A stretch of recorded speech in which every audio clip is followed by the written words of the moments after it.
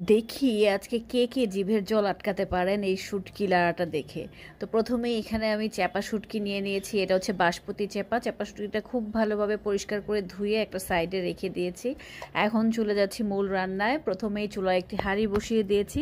এখন এখানে অল্প একটু সয়াবিন তেল দিয়ে দিয়েছি, তারপর দিয়ে দিচ্ছি পেঁয়াজ কুচি আর হচ্ছে রসুন কুচি।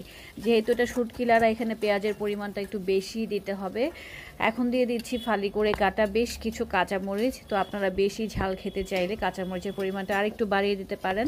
তো এটা কিছুক্ষণ আমি ভেজে নিচ্ছি। দেখতেই পাচ্ছেন হালকা গোল্ডেন কালার চলে এসেছে। এই মুহূর্তে দিয়ে দিচ্ছি ধুয়ে নেওয়া সেই শুটকিগুলো। তো পুঁটির চেপাও কিন্তু হয়ে থাকে, আবার বাঁশপতির চেপাও হয়ে থাকে। ইদানিং বাঁশপতি মাছের চেপা শুটকিটার ফ্লেভারই বেশি সুন্দর আসে, তাই এটাই বেশি ব্যবহার করে থাকি। আপনারা কোন মাছের চেপা শুটকি খান অবশ্যই কমেন্টস করে জানাবেন। এখন দিয়ে দিচ্ছি কিছু গুঁড়ো মশলা। প্রথমে দিয়ে দিয়েছি স্বাদ অনুযায়ী লবণ, দিয়ে দিচ্ছি লাল মরিচের গুঁড়ো, দিয়ে দিয়েছি হলুদের গুঁড়ো।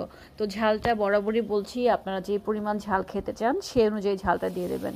এখন দিয়ে দিচ্ছি পানি। তো এখানে আলাদাভাবে কষানোর কোনোই প্রয়োজন নেই, যেহেতু এটা পেঁয়াজ দিয়ে মাখা মাখা করে ভুনা হবে। তো আমি একবারেই পানি দিয়েছি, আর কোনো এক্সট্রা পানি দিব না। এখন ঢাকনা দিয়ে কিছুক্ষণ রান্না করে পেঁয়াজটা খুব ভালোভাবে সেদ্ধ করে নিচ্ছি মিডিয়াম আঁচে। তারপরে একটু পানি শুকিয়ে আসার পর ঢাকনাটা খুলে নিয়েছি, দেখতেই পাচ্ছেন। তো এটা এখনও হয়নি, আরও কিছুক্ষণ জাল করে এই যে শুকিয়ে নিয়েছি, ঝটপট কিন্তু মজাদার সাথে চ্যাপা ভুনা হয়ে গেছে। কি লোভনীয় লাগছে না বলেন তো?